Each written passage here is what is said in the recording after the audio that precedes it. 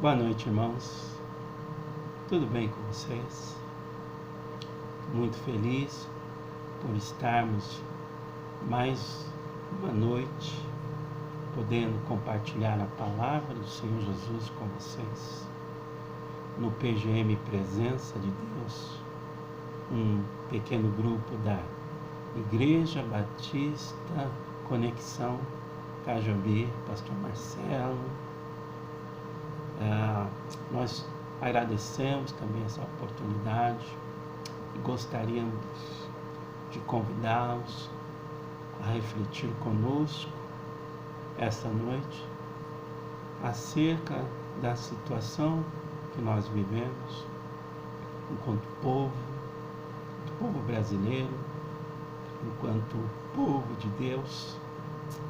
Eu gostaria de convidar para refletir acerca dessa situação que é um exilamento, um tipo de exilamento, esse isolamento. E o exílio sempre foi um tema muito presente na palavra de Deus. Muitos dos livros da Bíblia foram escritos na época do exílio, que nos faz acreditar que o exílio tem lições para nos ensinar, assim como tinha lições para ensinar ao povo judeu. O povo judeu passou por mais ou menos por 4 situações de exílio.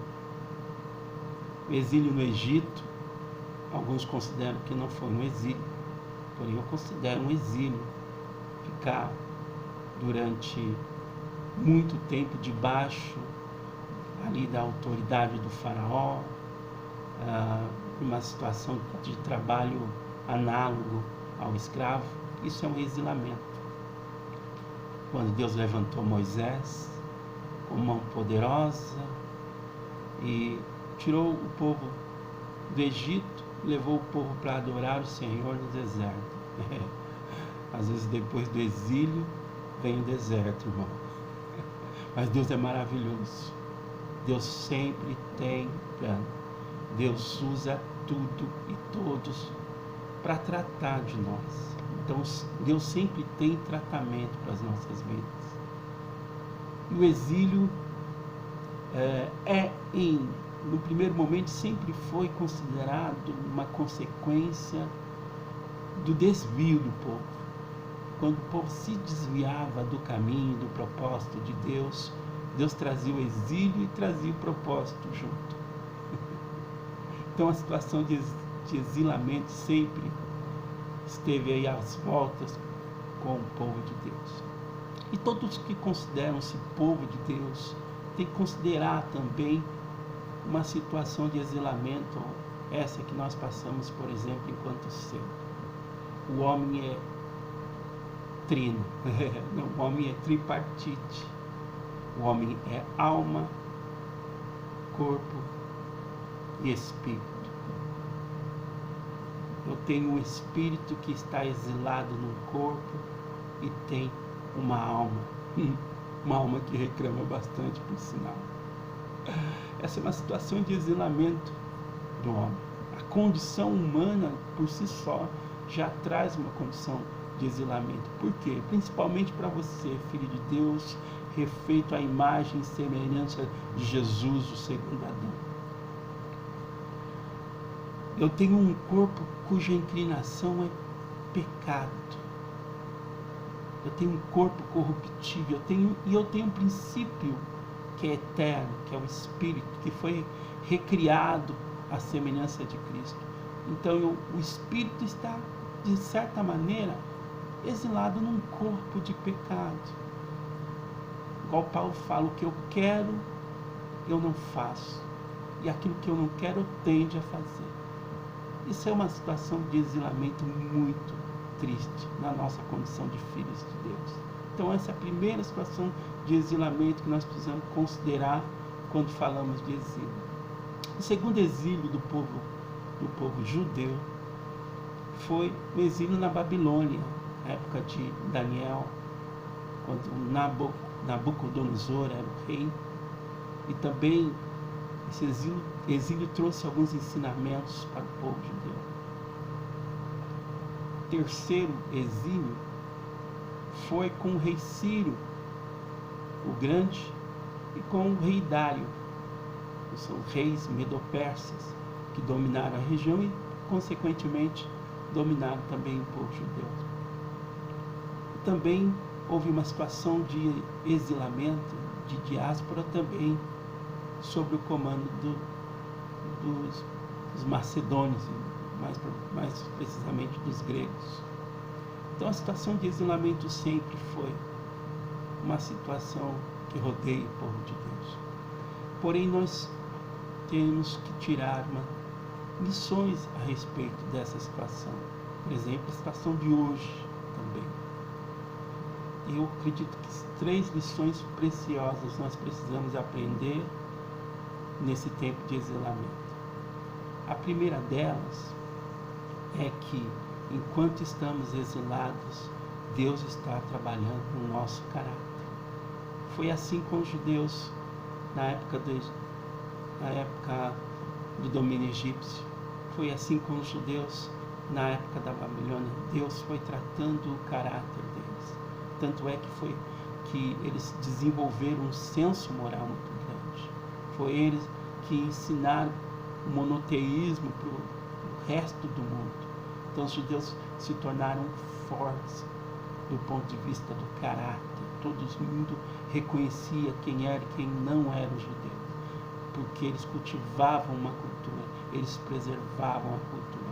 Irmão, preserve a tua cultura como filho de Deus.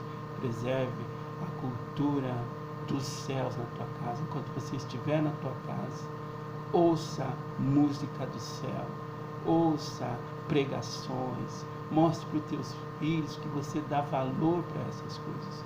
Porque enquanto isso, Deus vai trabalhando no teu caráter.